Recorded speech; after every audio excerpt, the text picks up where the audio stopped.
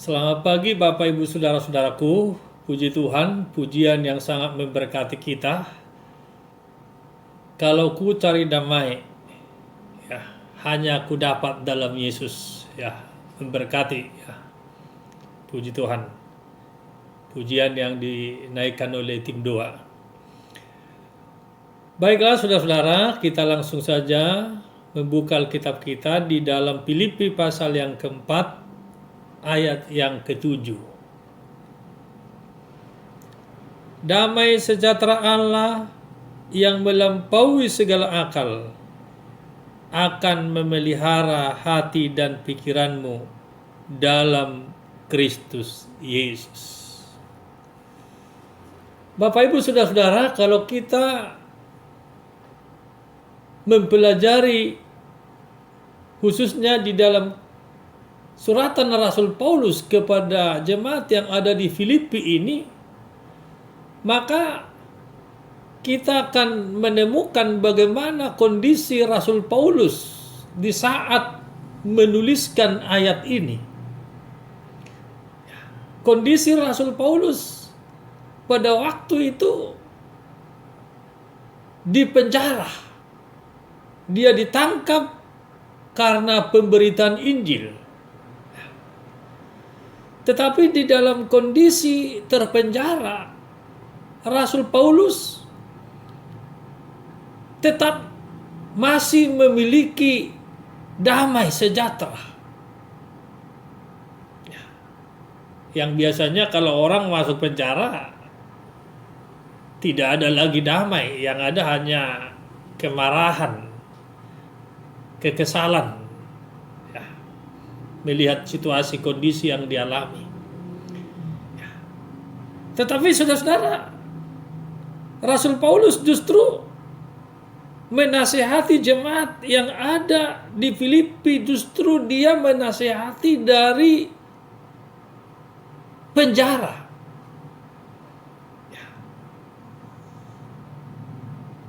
Damai sejahtera Allah yang melampaui segala akal melampaui segala akal, memelihara hati dan pikiranmu dalam Kristus Yesus.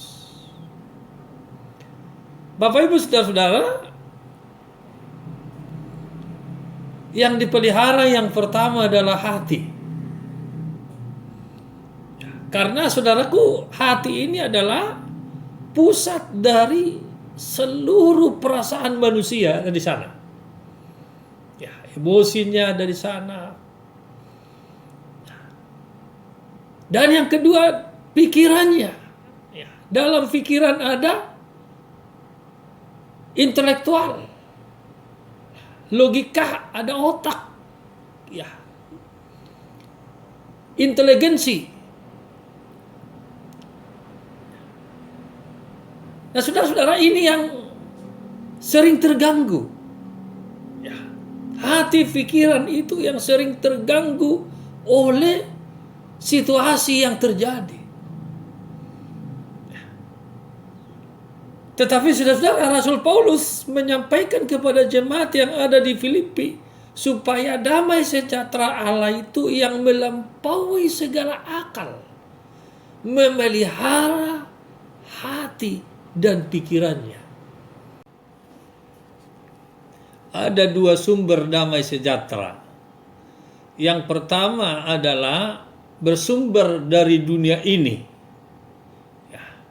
Damai sejahtera yang bersumber dari dunia ini itu selalu tergantung kepada situasi kondisi yang ada. Ya, jadi kalau di sekeliling kita ada damai, maka kita juga ikut merasakan. Ya. Jadi selalu tergantung kepada sikon. Ya. Tetapi kalau damai sejahtera yang dari Allah, itu tidak tergantung kepada sikon.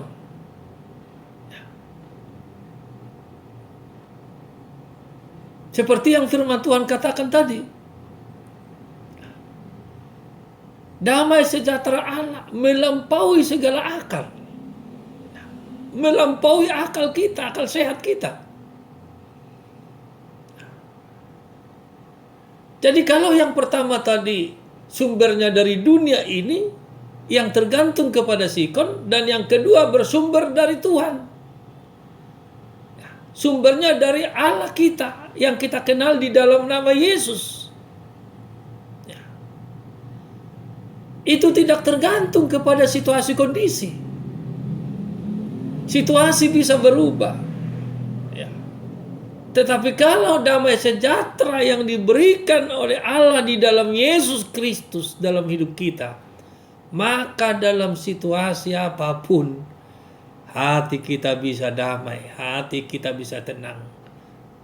Makanya di dalam ayat yang ke-7 tadi, Filipi 4 itu damai seperti itu melampaui akal. Ya, tidak masuk akal. Ya. Tetapi itulah yang Tuhan berikan kepada kita. Karena itu kalau kita lihat saudara-saudara di dalam Yohanes pasal 14 ayat 27, ya. Di situ dikatakan, damai sejahtera ku tinggalkan bagimu, damai sejahteraku ku berikan kepadamu, dan apa yang ku berikan tidak seperti yang diberikan oleh dunia kepadamu. Janganlah gelisah dan gentar hatimu.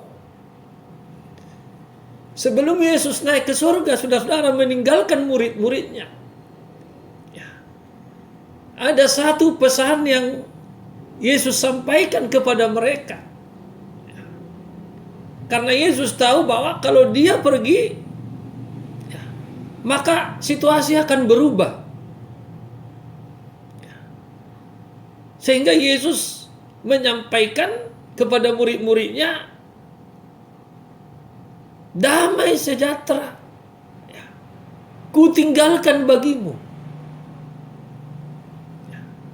Damai sejahteraku ku berikan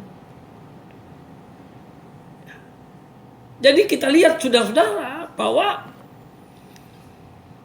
murid-murid di dalam kondisi sesulit apapun, ya, kalau ada damai sejahtera dari Yesus, maka mereka akan tetap kuat menghadapi semuanya. Ya, karena damai sejahtera yang diberikan, yang ditinggalkan, tidak tergantung kepada situasi kondisi. Ya. Kalau situasi berubah, tentunya damai sejahtera dari dunia ini juga kan berubah. Tetapi damai sejahtera dari Allah di dalam Yesus Kristus itu tidak dipengaruhi oleh situasi kondisi apapun. Ya. Di dalam firman Tuhan dikatakan Yesus adalah damai sejahtera kita. Ya, karena itu kalau ada Yesus di hati kita, maka dalam kondisi apapun kita tetap bisa merasakan damai sejahtera itu. Makanya dikatakan tadi itu melampaui akal sehat, akal manusia tidak mencapai ke sana.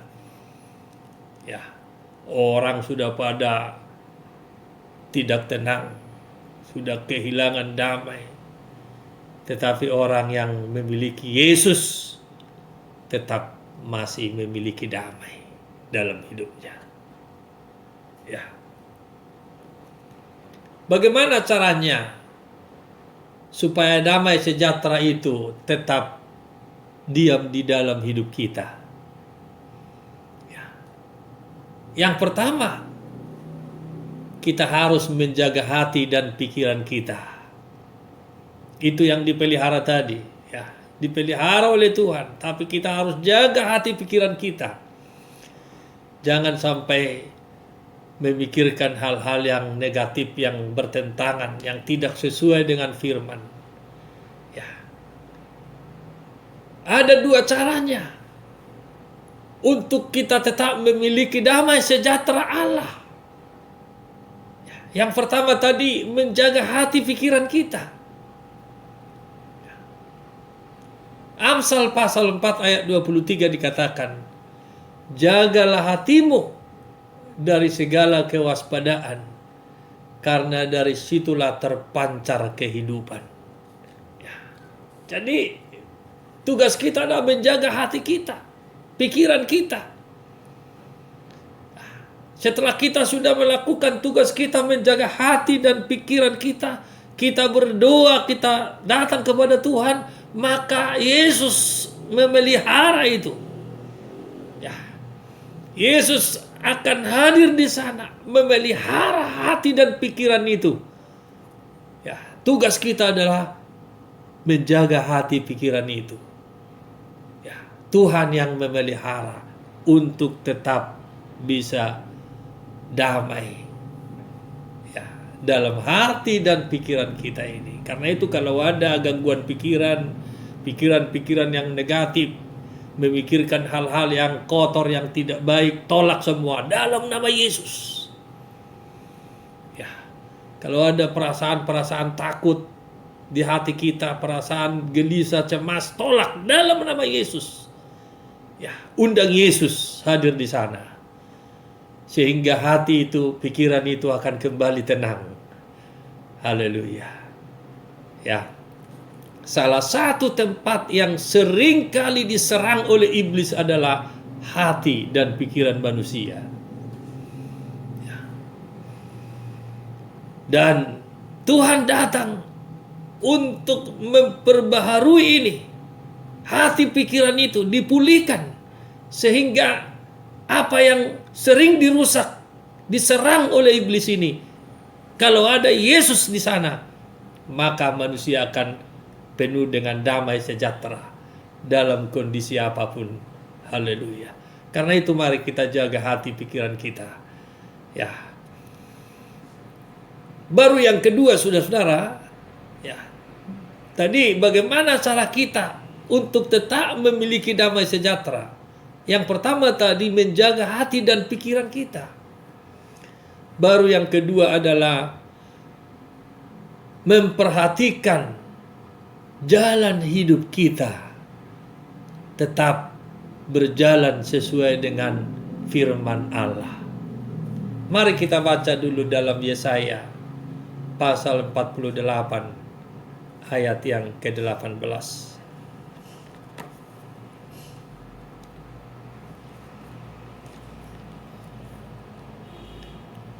Sekiranya engkau memperhatikan perintah-perintahku, maka damai sejahteramu akan seperti sungai yang tidak pernah kering, dan kebahagiaanmu akan terus berlimpah seperti gelombang-gelombang laut yang tidak pernah berhenti. Haleluya.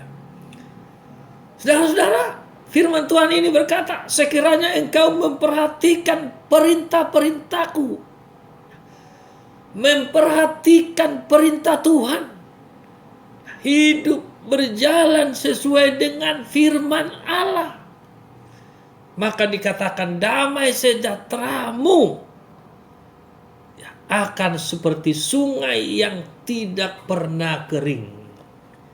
Ya. Kebahagiaanmu seperti gelombang-gelombang laut yang tidak pernah berhenti.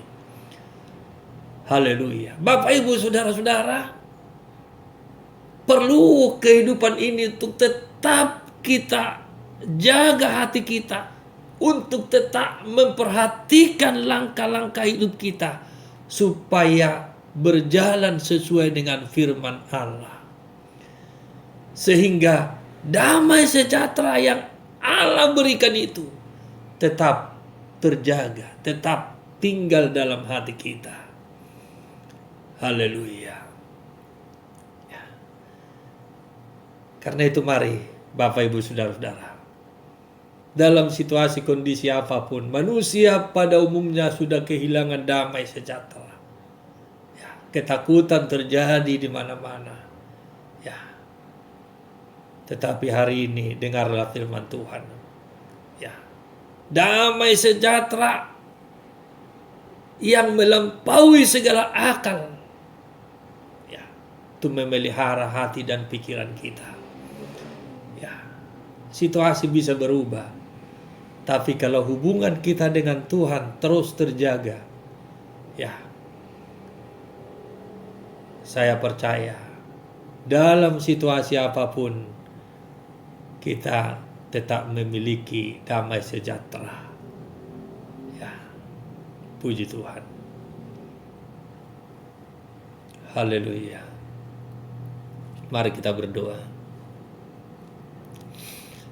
Bapa Surgawi, terima kasih buat firman-Mu.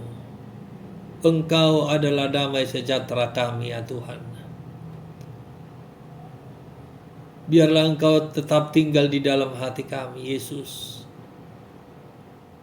yang membawa kami kepada damai sejahtera yang abadi, yang tidak tergantung kepada situasi kondisi apapun.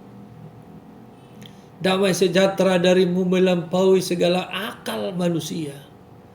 Tetapi itu yang Engkau janjikan memelihara hati dan pikiran kami. Tuhan, terima kasih buat firman-Mu. Karena itu kami mau menyerahkan hati pikiran kami kepada-Mu, supaya Engkau yang menguasainya, sehingga kami tidak kehilangan damai sejahtera itu di dalam situasi kondisi apapun dalam kehidupan dunia ini. Tuhan, terima kasih buat firman-Mu. Biarlah firman-Mu tertanam dalam hati kami di tengah-tengah situasi kondisi yang menakutkan, tetapi damai sejahtera Allah di dalam Yesus Kristus Tuhan kami masih tetap terpancar dalam hidup kami. Terima kasih Tuhan kami Yesus, terpujilah nama-Mu. Berkatilah semua sidang jemaat-Mu dengan berkat damai sejahtera dari Tuhan. Di tengah-tengah kondisi situasi yang menakutkan hari-hari ini, tetapi mereka masih memiliki damai sejahtera-Mu Yesus. mereka masih bisa beraktivitas dengan damai sejahtera, mengerjakan segala pekerjaan mereka ya Tuhan. Terima kasih buat kemurahan-Mu. Berkatilah semua sidang jemaat-Mu Tuhan, di dalam segala usaha pekerjaan, di dalam segala aktivitas kegiatan mereka, apapun yang dilakukan mereka Tuhan, buatlah semuanya berhasil Tuhan, yang sesuai dengan apa yang Tuhan kehendaki dalam hidup mereka. Terima kasih Tuhan. Lindungilah semua sidang jemaat-Mu.